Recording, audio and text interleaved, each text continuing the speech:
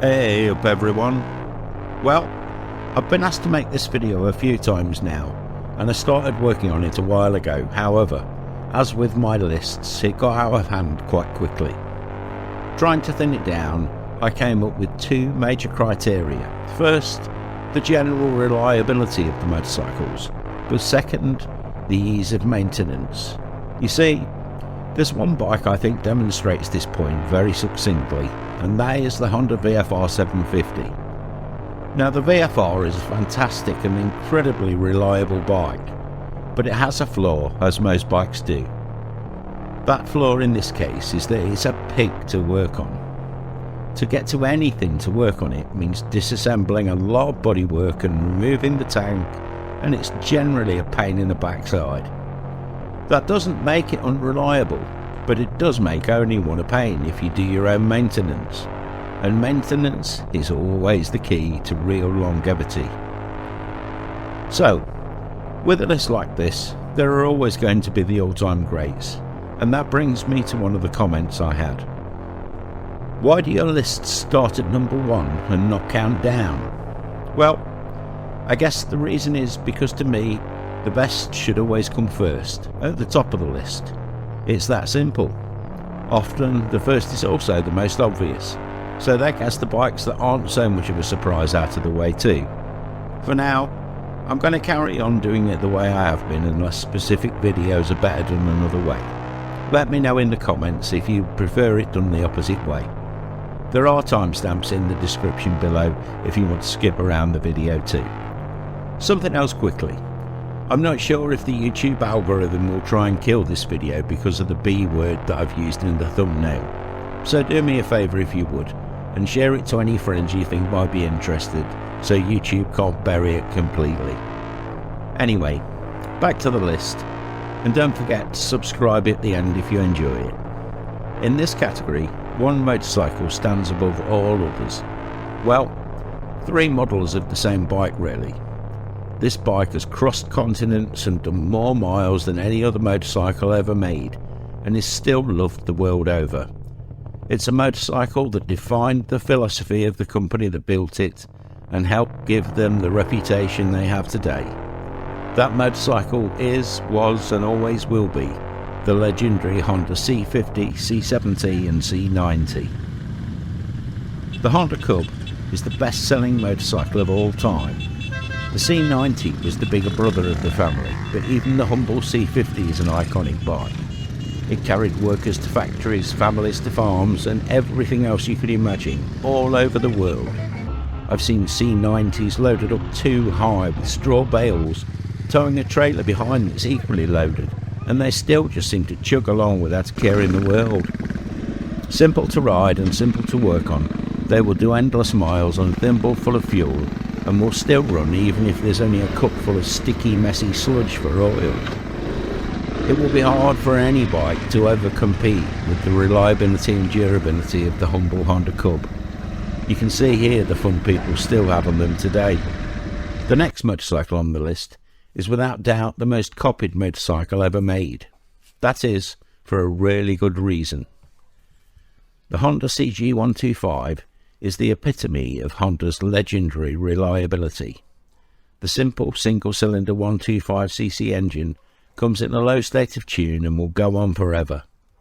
The early models had enclosed chain cases too to reduce maintenance, and that was just one of the obvious design tweaks. The single-cylinder overhead valve engine was bulletproof and will literally run on anything that's even slightly combustible, which is one of the reasons it was loved by so many countries with poor fuel quality. Maintenance is easy, and even more complicated jobs become easier because the bike was designed to be maintained in your backyard with a spanner, a hammer and a screwdriver, in a way that many modern bikes just aren't. Next I'll move away from Honda, but I'm sure it will be no surprise to my subscribers that I have put the ubiquitous Suzuki DL 650 and his sibling the SB 650 next on the list. I have a whole separate video about why I think the Suzuki V-Strom is possibly the most reliable motorcycle ever made. Even though the SB 650 is in a slightly higher state of tune, it's still over-engineered and equally as reliable. As the first bigger bike on the list, it's not surprising that both bikes have lasted so long in the Suzuki range. The motor on these bikes is a dependable old donkey of an engine. You can abuse them totally and they will still keep going until the apocalypse is over. They don't have many flaws really, but I guess you could say that maintenance could be a little easier if you had to mention something. They are a fairly simple bike to maintain overall, and those maintenance stops are few and far between. With all my friends in the V-Strom community, after years of riding, it's still rare that you actually hear of anybody having to adjust the tappets after checking them. Any bike that has been in production this long has proven its worth. Parts are cheap too, which always helps. Following close in the tyre marks of the V-Strom are two motorcycles from different manufacturers that are hard to split, I think. The Honda XL600V and 650 and the Yamaha TDM 850 and 800. The Honda XL600V and the later 650 are just workhorses. A bike that will happily travel across continents and take you there in comfort. The engine has Honda's legendary reliability, and it's a relatively simple bike to work on too. I know in America it's a different story, but in Europe these bikes sold so well there are still plenty on the market, and the mileage is all a bit irrelevant. I've seen examples of this bike that have done almost 200,000 miles and are still chugging along happily. I do think this, the DL650 and the TDM are all very comparable to each other as far as reliability and ease of maintenance is concerned. They all really are fantastic bikes. The Yamaha TDM 850 and the later 900 both have a performance advantage over the V-Strom and the Transalp. With my early Series 1 850, that came at the higher cost of a bigger fuel bill, but I have been told that later 900 models were more frugal. It is a heavier bike too, more road focused, but capable of pretty much any kind of riding. The TDM is a strong and capable motorcycle that's quite underrated, I think. It's relatively easy to work on too once you get to know it. And that dry sump Genesis engine spins up fast for a twin. It has a real hooligan streak just waiting to get out, as you can see in the clips. Treat them well and they will serve you literally for the rest of your life. Next, we go back to Honda again. The Honda XL250 is another bike that's been copied a lot. It has the advantage of more power than the CG125, but it also had better suspension. They will take you pretty much anywhere off the beaten track you could ever want to go, even now. Maintenance is easy, parts are cheap, and they will run for years without problems as long as you change the oil regularly. Keep the oil fresh and they will go on forever. Next we have the Suzuki DR 650.